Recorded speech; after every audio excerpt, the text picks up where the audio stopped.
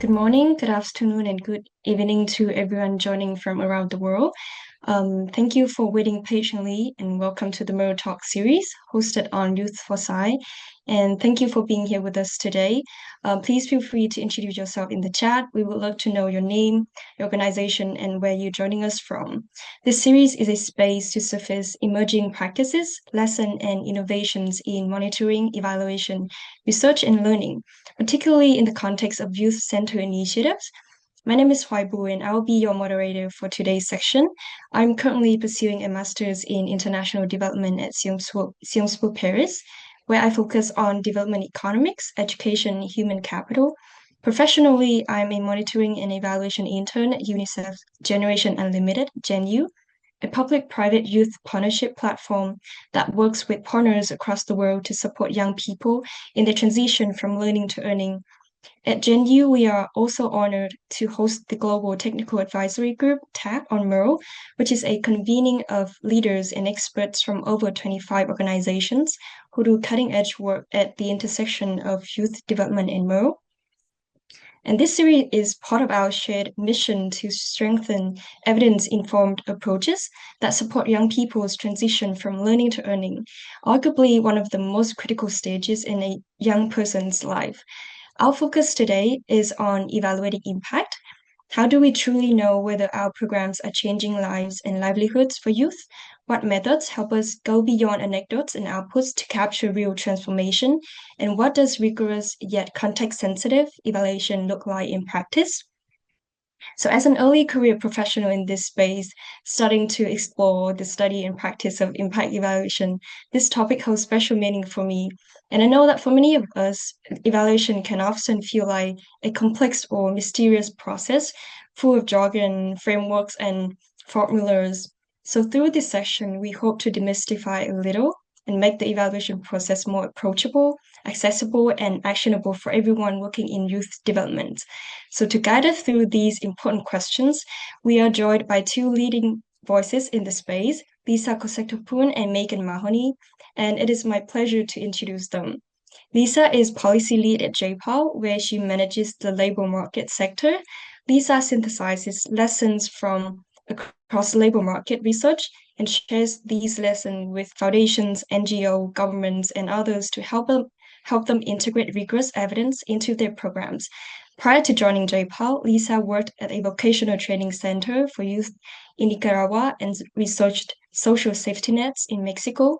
She holds a master in public policy from UC Berkeley and a BA in economics and a BS in international agricultural development from UC Davis. A very warm welcome, Lisa. And Megan oversees Educate's work to measure its effectiveness and ensure its products are meaningful shifts in youth outcomes. This includes maintaining and updating Educate's theory of change, building its strategic learning agenda, designing evaluation and data system, processing the findings to feedback into product design. Prior to joining Educate, Megan oversaw the youth and labor market sector for JPA at MIT and evaluated a sustainable agriculture and microcredit program in Nicaragua.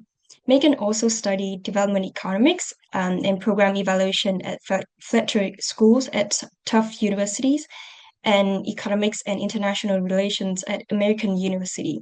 Thank you both again for being here today. Before we start, we would like to start with asking you, the audience here today, a question. You will see a quick poll pop up on your screen right now. So we would love to know from you.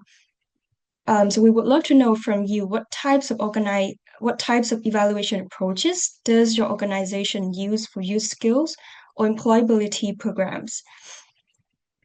Everyone should be seeing the poll on the screen right now, and please select all that apply. Options include performance evaluation, impact evaluations, qualitative methods, cost-benefit analysis, and more. And please note that you can select multiple options, whatever it applies to you, to your organizations.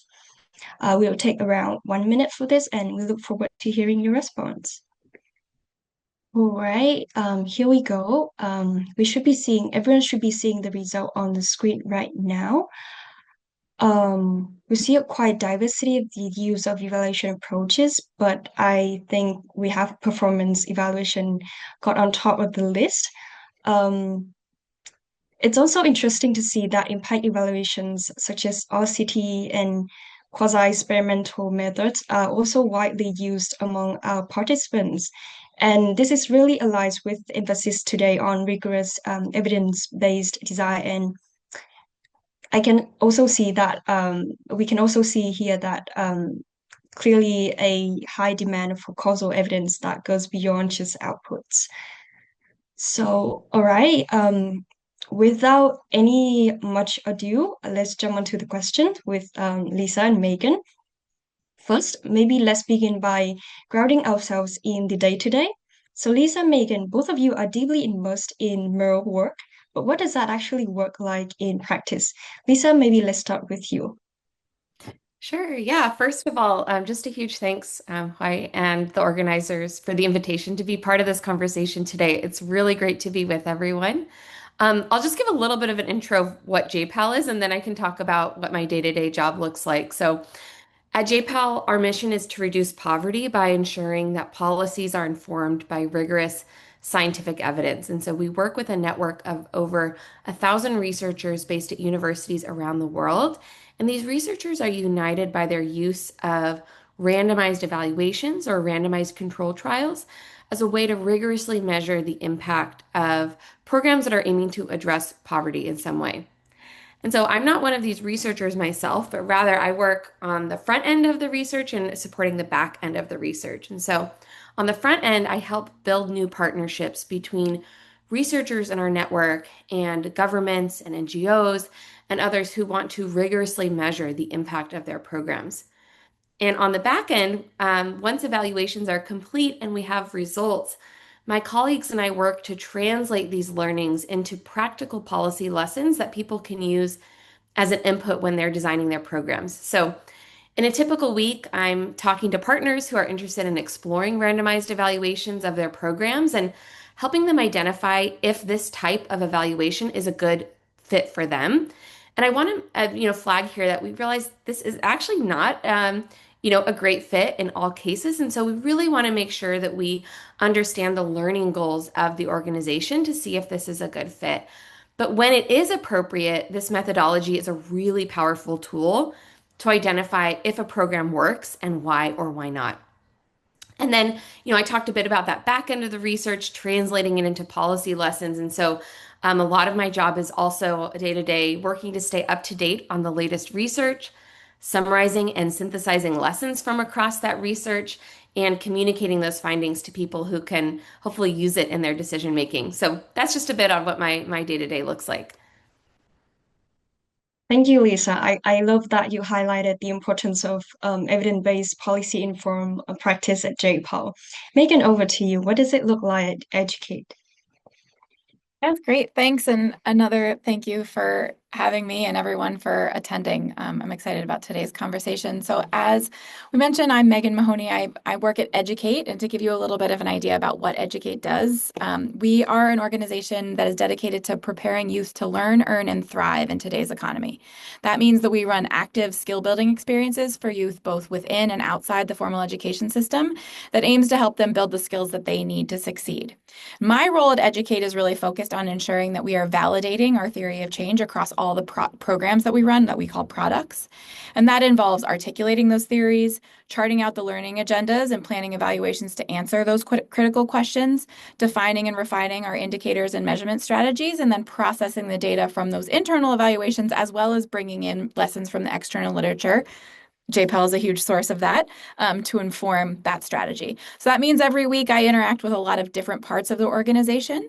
I'm talking to colleagues who are overseeing the product strategy and the design to refine their learning agendas, discuss open questions that they want to answer through upcoming implementation, new components that they're testing, and really identifying the data for the decisions that they need to make.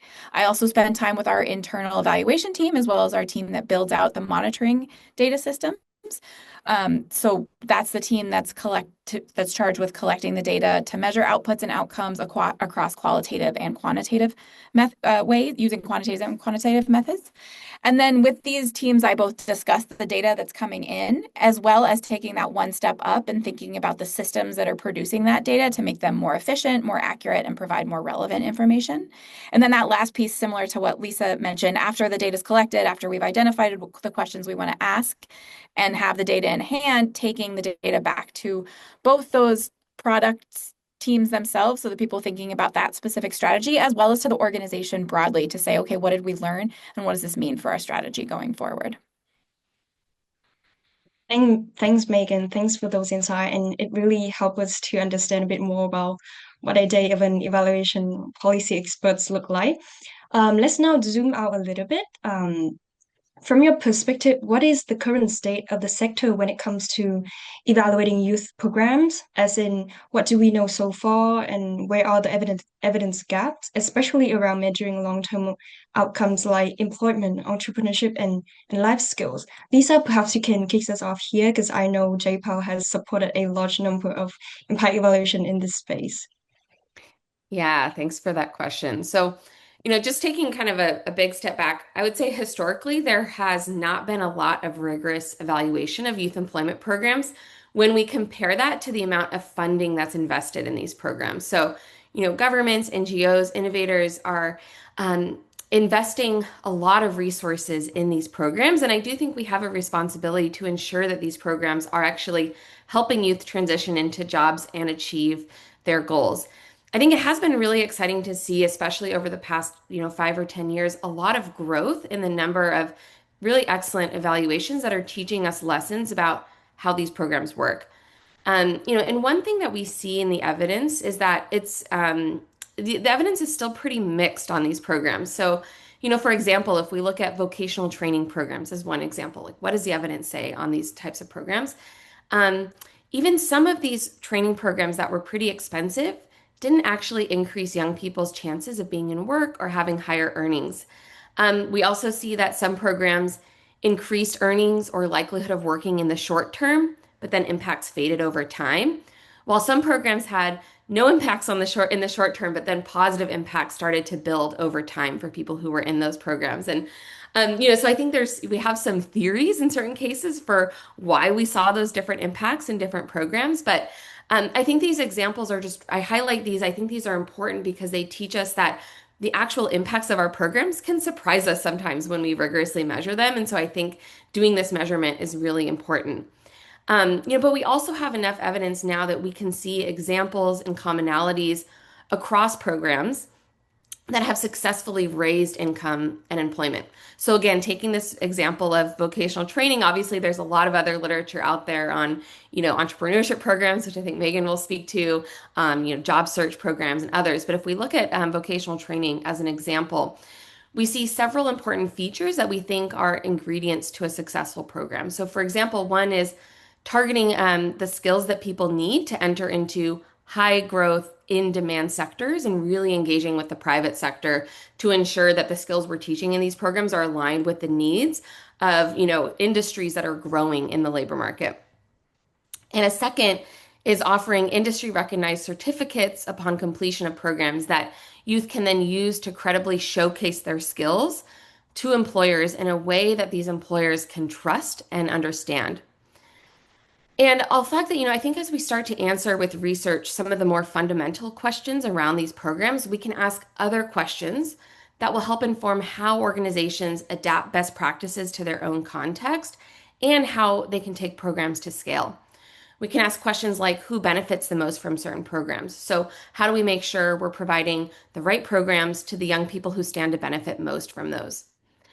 And maybe one other challenge I'll just kind of call out in this kind of impact evaluation and measurement space is that I think oftentimes success is still measured based on inputs or outputs, but not less so on outcomes. So for example, we might say that our program reached or trained 5,000 young people and kind of end our measurement there. But given what I just mentioned about some of the evidence being kind of surprising, where not all training programs worked the way that we intended, I think we shouldn't always assume that because a young person was part of a training that they're automatically better off. And so rather, I think an encouragement here is to look at measuring outcomes like, was this young person more likely to find work as a result of the program or start a successful business, or are they earning more than they otherwise would have? So I'll stop there. Those are a few thoughts. Very insightful, Lisa. And that point about the mixed evidence across program types is such an important reminder that not everything works everywhere. And thank you also for pointing out the importance of moving from outputs to actual outcomes of youth. Megan, please jump in. How do you see these sector trends from the vantage point of Educate? Yeah, so I think that thanks, Lisa, for that really excellent overview. And I think it reflects this, what I think has been a really great shift over the last 10 to 15 years is that we really didn't know a lot. And over the last decade or two, organizations like JPAL have really helped us build out the literature around what works. And so we still have more to learn, but we have a solid foundation to build upon. And for us at Educate, the evidence that we look at is really the evidence around the importance of soft or transferable skills in preparing youth to engage productively in the labor market after they leave formal education, whether that's through finishing secondary school or because they can't access secondary school. And so that can be something as simple as a 60-minute session that helps youth change their mindset, or incorporating curriculum that's talking about personal initiative and how to set goals and make a plan to achieve those goals, that those can be really powerful and very effective ways at improving youth outcomes in the long term.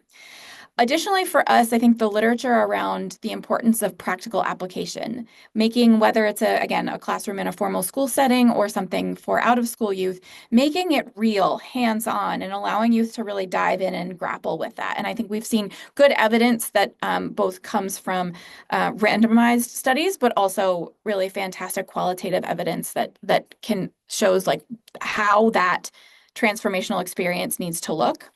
And I think too many programs neglect one or both of these things in this sort of skill building space. And Educate really tries to build systems so that we can integrate these across everything that we do to make sure that you're focusing on the right set of skills and thinking about creative and cost-effective ways of making sure you're getting those skills to be covered well in your program, but also thinking about it's not just about presenting the skills in a theoretical or academic way, that you also really need to make sure that your youth are able to really dive in and practically apply it. I do think there are some big challenges that remain. And a big challenge that we see is, once you figure out what works for yourself, either from looking at the literature or doing your own experimentation, how do you scale it? And how do you apply it to diverse contexts? And I think that's an area where organizations like JPAL or like the What Works Hub are really trying to provide some really great evidence around how do you make that implementation, or how do you build some evidence around how to make that implementation work. We also think a lot about measuring and measurement, and I think that's an area where we in the youth space could learn a lot more. Transferable skills, as I mentioned before, are essential, but they're really difficult to measure. They're highly contextualized, and there's not a really great way of saying, okay, this youth totally has this skill, and this is the level of adoption they have. The tools that we have are those self-reported Likert scales, which don't necessarily always translate clearly to has the youth mastered this skill? It's kind of a relative comparison. I think second, when we think about youth labor market programs, income is also really challenging to measure, and it's really noisy. We're excited to see organizations like Give Directly, Raising the Village, and their research partners are really thinking deeply about how to measure economic outcomes. And I think there's a lot of really great work happening there. And I'm hoping within the next few years, 5 years, I'll be able to say, oh, we've really achieved some strides in that in that area. But finally, I also think that we're thinking critically about how to measure perceptions, because they also matter, right? If you feel better off, that counts for something, but we don't really have a great way of quantifying that and tracing that to the ultimate outcomes. And then the last thing I'll mention is there has been a lot of work to think about what the impacts of these programs look like in the long run, but we don't necessarily, as a sector, have a sense of what that trajectory should look like. As Lisa mentioned, some programs see nothing in the short run, but something in the long run, and other programs see something in the short run and nothing in the long run. So what does that trajectory really look like? And then I know I said that was the final thing, but the last one thing I will mention is that too often I think the evidence that we generate is decoupled from actual scale decisions. And so one thing that I think that we're thinking about is how do you really embed that generation of evidence, that evaluation into the model design and scale trajectory to make sure that at each stage of program development, you're incorporating what you learned in the last stage, and that's informing your ability to take the next step, which I think that, that's a really exciting area of growth that Educate's trying to work on. Well, these are very comprehensive insight, Megan, and thank you for that. And well, as a young person in my early career, I cannot agree more with you about the importance of transferable skills for youth in today's global context. And also, thank you for highlighting the tension about the challenge of measuring these skills and also how to effectively scale the interventions as well. Before getting to the third question, just a quick note for everyone joining us today. As the conversation unfolds, we would love for you to be part of this too. So feel free to drop your questions or reflections or any examples from your own work in the chat box at any time during the session. And we will return to those during the Q&A segment later on. And if we're not able to address everything live today, we will continue the discussion on our community forum after the webinar. So please don't hold back. Now, let's turn to the how. How do we actually evaluate these programs effectively? And my particular question for you two is, what evaluation approaches have you found particularly relevant or useful for youth learning to earning initiatives? And how do you decide which method is right for which stage or context? And maybe it would be great if you can link it to the challenges of the sector that you both mentioned just now. And I bet the audience here today also loves to hear examples or case studies from how JPAL and Educate approach this as well. So Megan, let's start with you this time.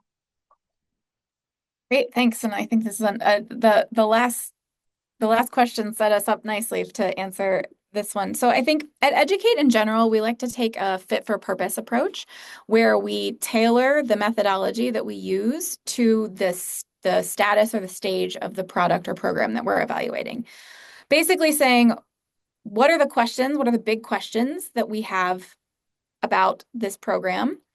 And matching that to the methodology. Now, that sounds obvious, but unless you actually embed that into the trajectory that the program has to go through on its scale journey, we found that sometimes the evidence that you're generating was mismatched to the stage that the program was in. So at Educate, we have a 4-stage, we call them investment stages, where a product moves from a very nebulous conceptualization stage all the way to totally at scale.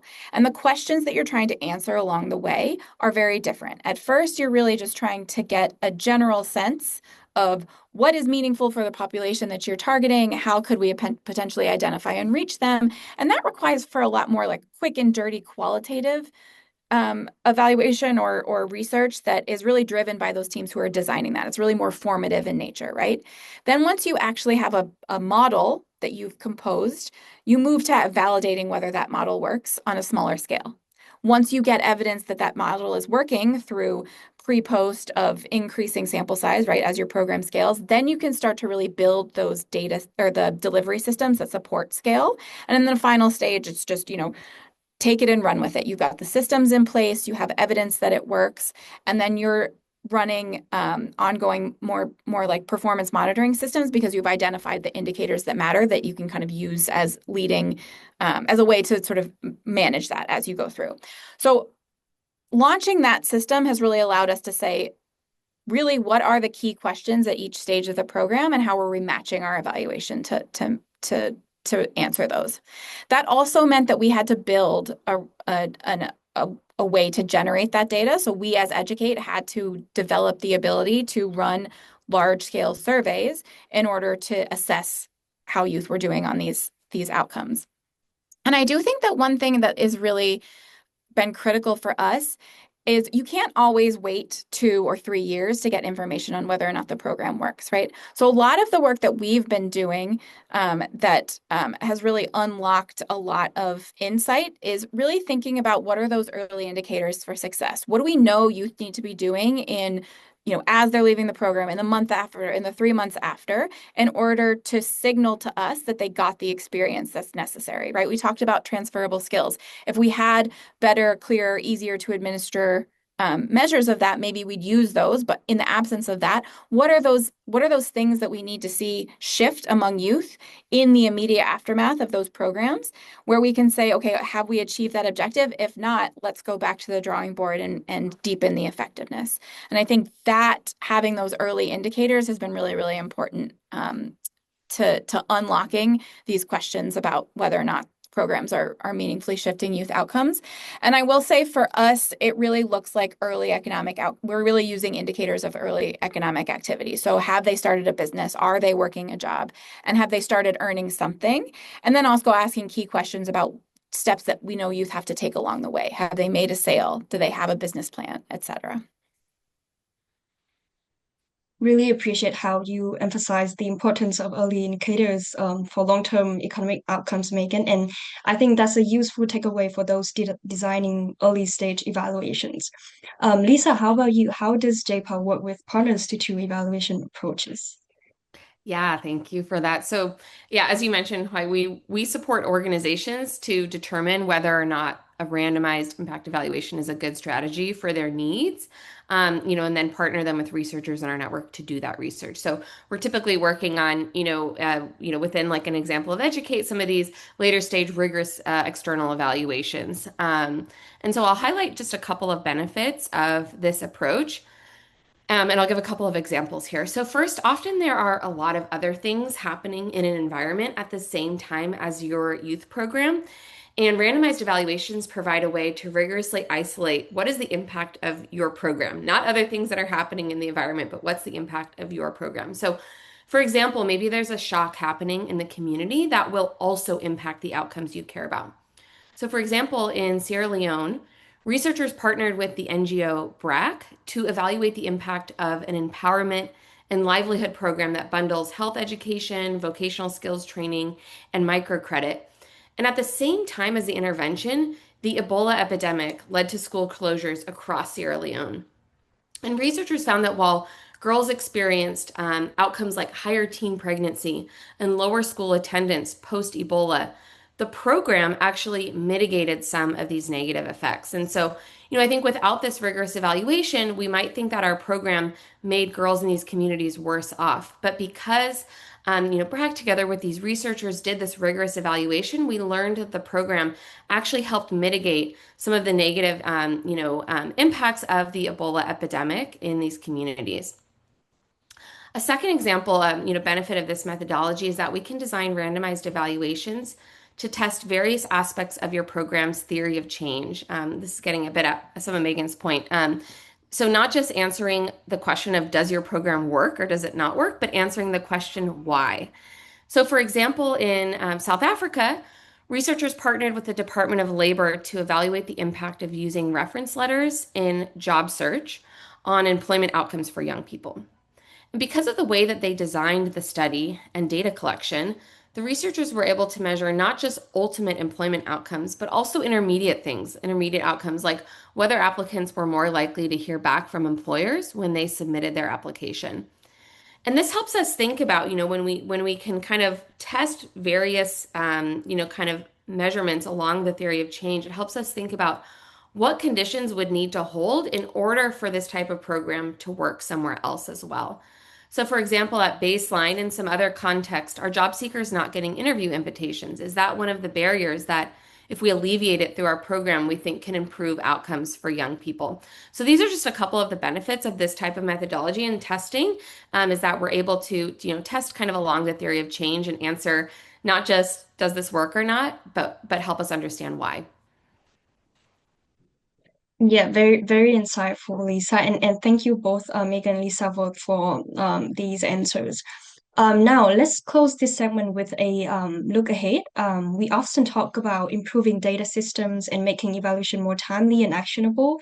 So, what are some of the innovative or cost-effective approaches you have explored or seen other use to improve the evaluation of youth programs? Megan, maybe over to you first. Yeah, great. Thank you. So I think my answer to this is going to touch upon some things that you've heard Lisa and myself mention a lot along the way. I think the first thing that we've found has been really essential is a strong theory of change. And we all know that we need a strong and clear theory of change that articulates our hypothesis for the components needed to drive impact, right? But I think what makes it really useful and makes it that living document that you can actually use to inform decisions is when it draws from best practices and rigorous evidence from both within your context or organization and outside. And then it can act as that guiding framework to design high quality products or programs. And so the way that Educate has done that is we've sort of taken this idea of the theory of change one step further and saying, okay, across all of the programs that we run, we are running skill development programs. We've created what we call a student experience benchmark that aims to articulate what are the critical elements in a flexible way that really gives teams clear guidance around what does that experience need to look like so that they can use that as a saying, okay, in my context, I don't have, 40 hours for 6 weeks to engage youth. I only have, 20 hours across 4 weeks. How do I actually achieve this objective and how do I compose that student experience? And that's a mix of in-class time, out-of-class application, and making sure youth are getting feedback and support, right? And so we've used the evidence that's coming in and our theory of change to really create a clear tool that product teams can use to say, okay, how do I know if this program that I'm designing is well positioned to shift outcomes in a meaningful way? The second piece is something that we've built internally is what we call our rapid impact assessment system. And this really enables those faster learning loops that allow us to test assumptions early and iterate in real time. And so like Lisa said, we can't always know what would happen in the absence of the program unless you follow a control group.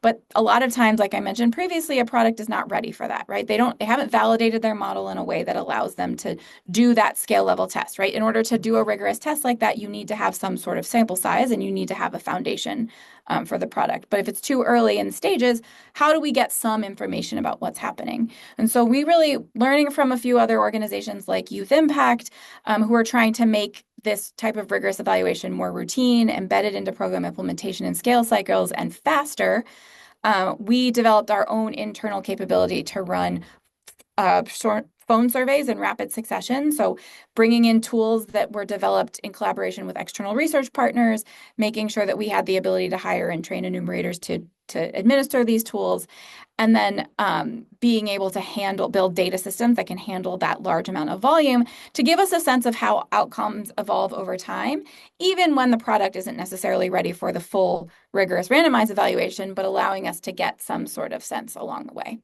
And then both of these together have really allowed us to refine some of those early indicators of success. You get more information about not only what you expect to shift, but data on whether or not that's shifting and being able to draw that through line to the end. Thank you, Megan. Thank you for bringing in examples and toolkits example from what has Educate been doing as well. And I think the student experience benchmark that you mentioned as a hypothesis-driven framework Educate really shows how MERL can strengthen design, not just reporting.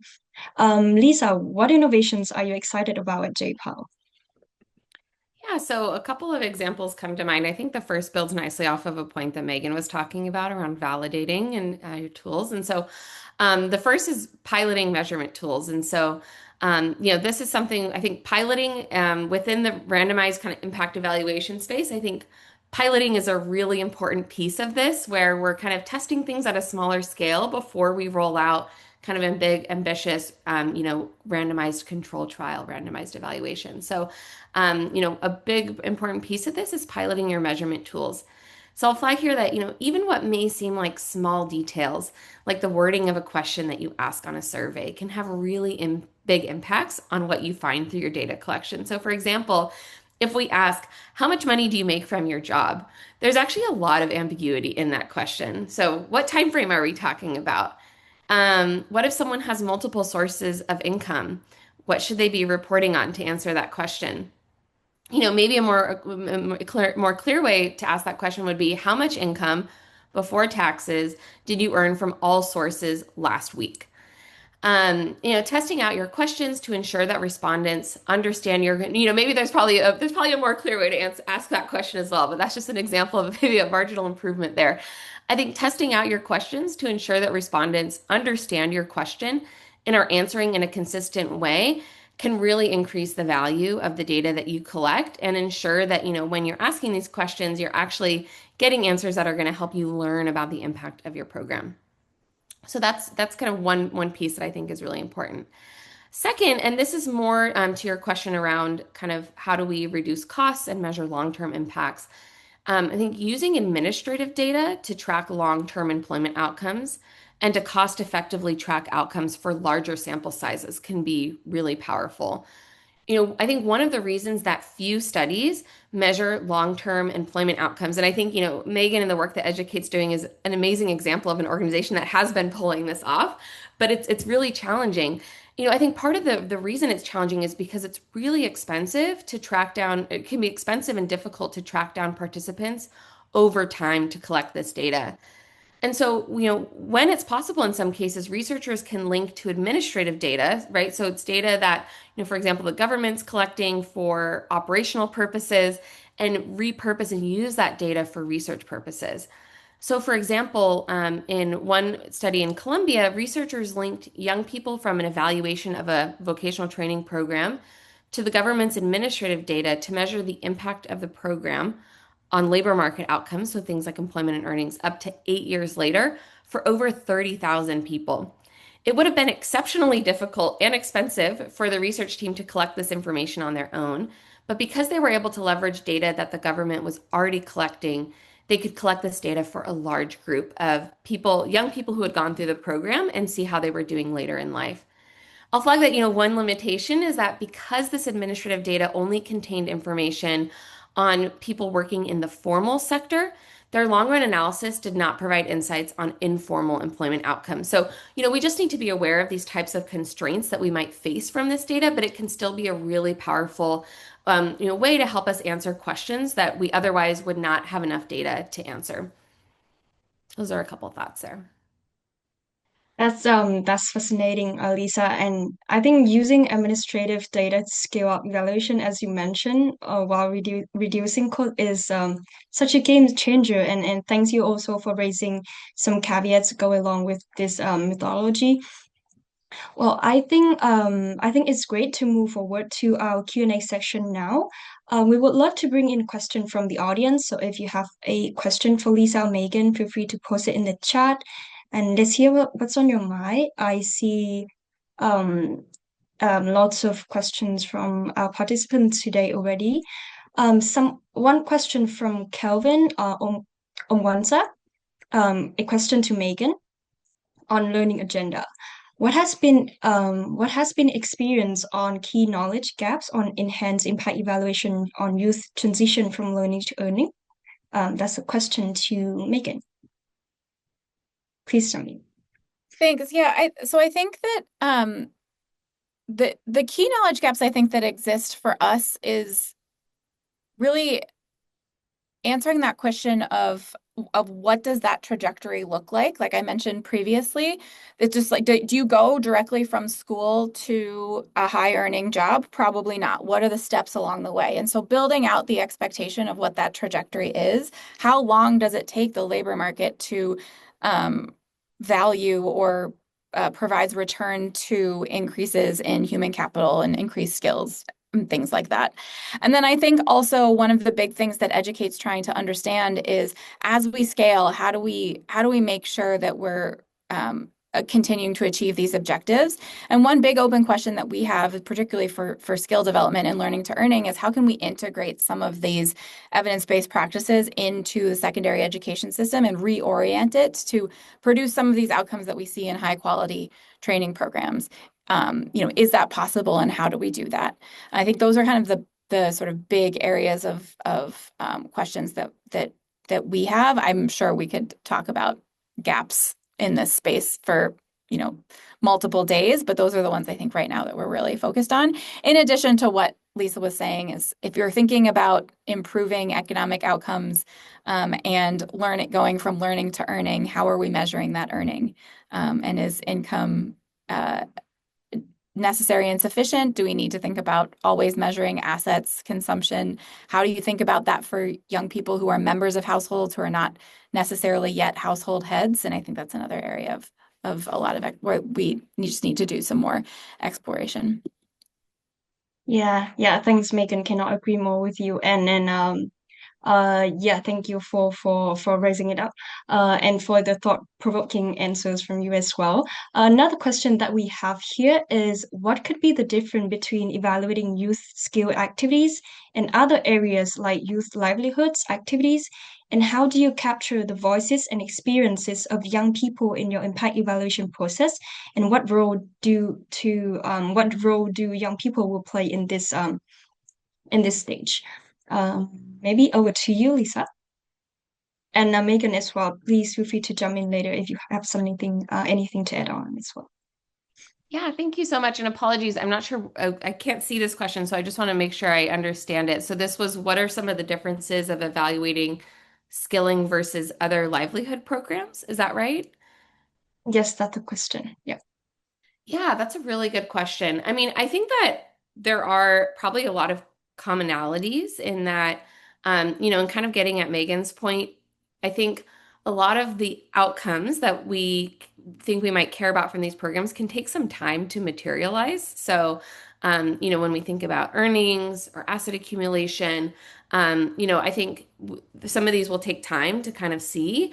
And so this is where I think it is a bit of a challenge compared to maybe an education program where you can measure like student learning gains very, very quickly.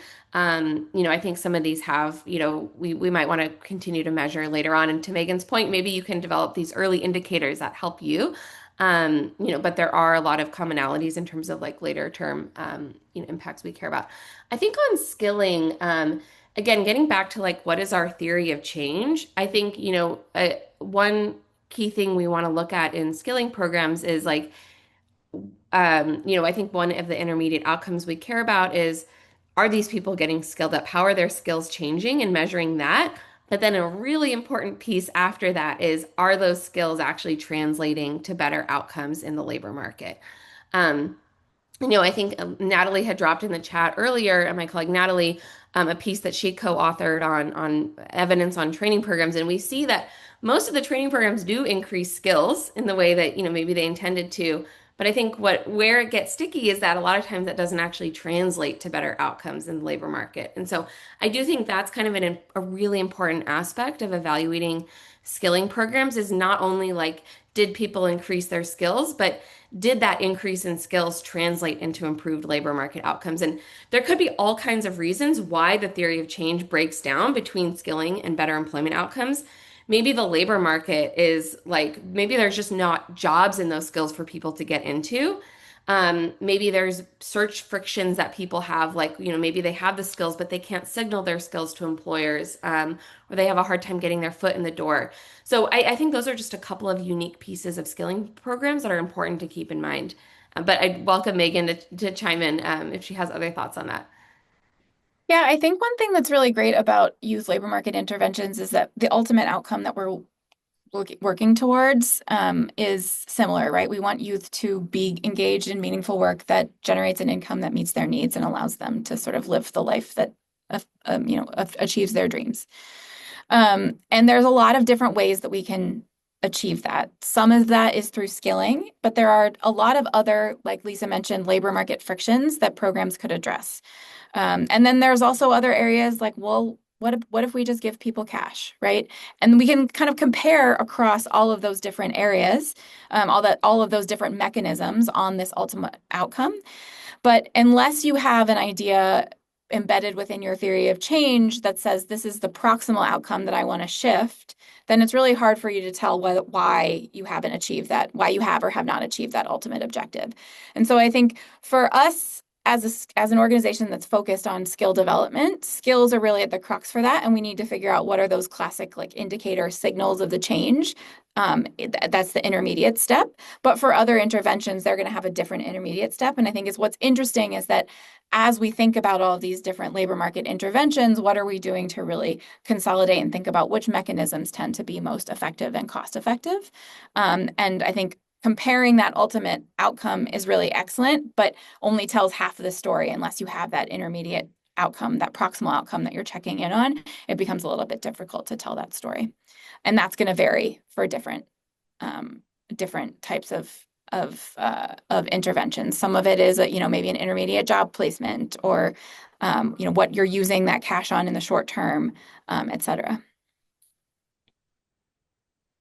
Thank you both, Lisa and Megan, for this. And I think this is a great reminder for everyone working on youth development and skilling programs that at the end of the day, do those skills translate into intermediate outcomes or like the final outcomes for youth. Another interesting question, and I think it's super relevant to today's context. Are there any reliable AI tools for evaluation or impact assessment? Um, Yes, so that will be the question on AI, and it's a question from Awasi Sapo. Lisa, Megan, feel free to Yeah. start if you would. Yeah. Yeah, I'm happy to start here. So I think there's maybe a couple of pieces, and I saw like maybe I'll just address kind of some of the broad AI question because I think there were a few questions in the chat related to AI. So I think there's maybe a couple of ways to think about this. One is the use of AI in youth employment programs, right? And then the other part is using AI as a tool to help with evaluation and monitoring and evaluation. So I think, and I dropped a link earlier in the chat to some of the work that JPAL's doing on some of this. But I think there was one question around like, how does AI impact, jobs and like, is AI taking away jobs or giving, increasing jobs? I think there's some interesting, I think that it's still at a kind of an initial stage. I think the evidence is quite nascent in this area, but there is some interesting research coming out. I think some of it cuts in different directions. And I think a big question for us is like, I think we see AI as like a really powerful tool to increase access to programs and, increase the ability of people to get kind of customized training, customized, support. But we also want to ensure how do we mitigate against potential negative impacts like job losses for folks. So, I think there's some really interesting initial research that's coming out in terms of helping, people upskill within the workplace by using AI. I think there's also evidence of like using AI chatbots to help entrepreneurs run their businesses and give them like tailored support around different questions they might face. And so there's interesting research that kind of cuts in several directions there. Happy to follow up with some of those links if folks are interested. But then I think there's also like this big interest in, a lot of interesting space to explore in terms of how do we, once we know that a program works, like how do we use AI tools to kind of reach higher scales with that? Yeah, and then I think there's a lot of interesting work going on around like using AI in our research and helping do analysis. Like even I think I was using it the other day to help me like code a spreadsheet, and I didn't know how to write the code for something, and used AI to help me create some code for that. So, that's I think the really maybe silly kind of initial example, but I think there's a lot to explore there as well. And how do we do so really responsibly as well, and make sure that we're protecting the privacy of participants and things like that. So those are just a few reflections on the AI question. Yeah, and just to build upon that, we've been experimenting with ways to use it and use like LLMs as a way of providing either extra follow-up support to youth, either in programs or even our trainers, right? The people who we're preparing to deliver the training for youth. How could we use things like that as a cost-effective way to get them more tailored responses?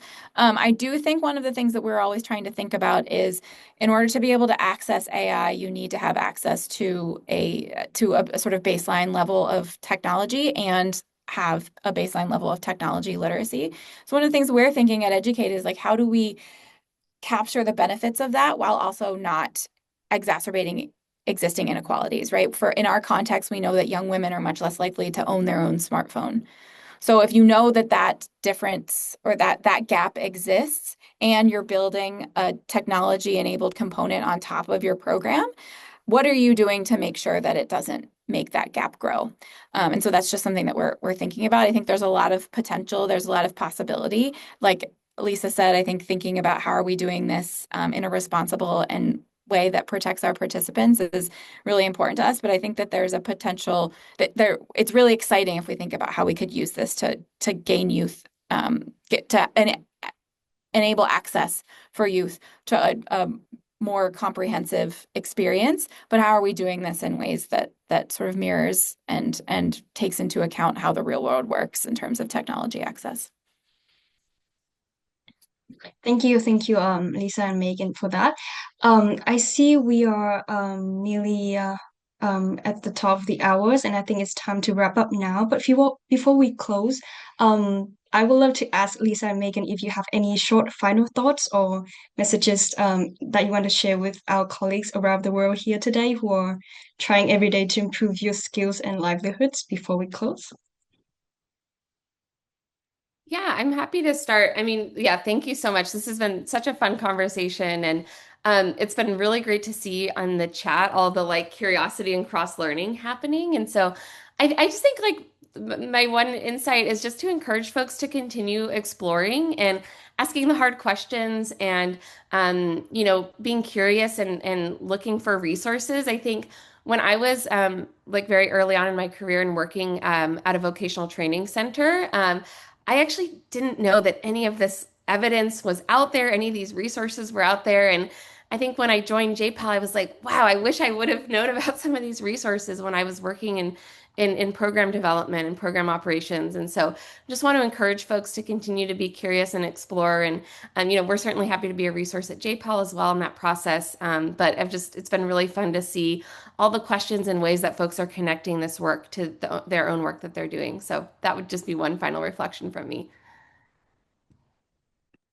Thanks. And I think I'll leave you with two things. I think one thing that I've learned that is really critical to doing this work well is making sure that your theory of change is kind of the center of what you do and doing whatever you can to make it real for the people that you're working with. Because if you don't have a theory and you haven't been able to chart out the things that you would like to shift at each stage is really, really very difficult to measure it.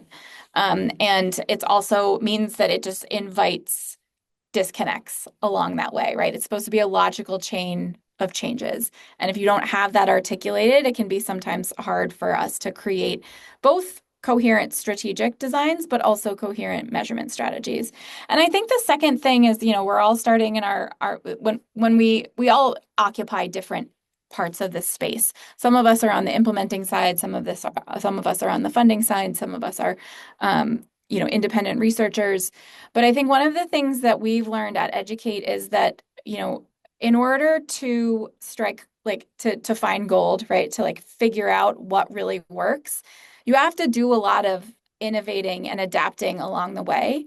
And there can sometimes be disincentives to be open about that learning.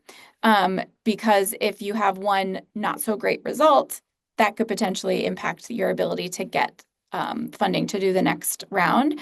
And so I think another thing that I like to mention is this work is not easy. And sometimes I think our work is perceived as, a validation, approval, like, is your work good enough? Are you doing what you said you would? And it's not always that linear. And we need to be able to build in some of that nuance of like, getting a null result or finding something that you didn't expect isn't a bad finding. It just allows you to go back to the theory of change and say, okay, where did things fall apart? And I think we need to incentivize that type of learning, not just the, hey, we did a test and everything was perfect. Because in order to build that, if you look at the organizations that have done that in a successful way, like Pratham, they had a 2-decade-long journey where they were really able to build that evidence, and they had a really great model, and they were asking really great questions along the way, and they were able to adapt and update things along the way. So having this expectation of that you go from not having a model to have something that's super that holds up to a rigorous evaluation is just not really reflected in reality, I think. And having some nuance and be able to, yes, you have to pivot sometimes, you have to persevere sometimes, and really needing to build that nuance into the discussion around how do you figure out what works. Thank you both for these final messages. And I would like to thank you all the audience today for joining us, for joining today's rich and insightful conversation. And my special thanks to our guest speakers today, Lisa and Megan, for sharing their deep expertise, practical wisdom, and evidence-informed reflections on evaluating youth learning to earning transition. And as we have heard today, evaluating impact is not a one-size-fits-all exercise, and it's an evolving process grounded in both rigor and relevance, whether through randomized evaluation that unpack causal mechanisms or fit-for-purpose approaches that evolve alongside program maturity. So the goal here is not just to validate success, but to generate insights that inform better design, better delivery, and ultimately better outcomes for youth. And we hope this session has encouraged you to see evaluation not simply just as a compliance tool, but a strategic driver of learning, adaptation, and accountability, and especially in the complex and dynamic spaces where youth transitions unfold. So before we close, I have a few quick announcements. First, if you would like to dig deeper into the evaluation frameworks discussed today, we will be sharing a list of key resources and links, including relevant publications and toolkits from JPAL and EduCate. So please look out for those in the follow-up email. And second, we would love to keep this discussion going offline via the community forum. If you have questions we didn't get to, and we're sorry for this due to time constraint, or reflections sparked by today's dialogue, feel free to jump in there, and a link will be shared in the chat shortly. And finally, I'm excited to announce that the next episode in this MERL talk series will be on the 12th of June, where we will explore research and inquiry in youth livelihoods. Another exciting panel is lined up, so do mark your calendars and register in advance. And lastly, we would really appreciate it if you could take just 1 minute to fill in a short feedback form that popped up on the screen just now. Your input helps us to keep improving these series. So again, thanks for being part of today's session, and we will see you at the next one. Take care.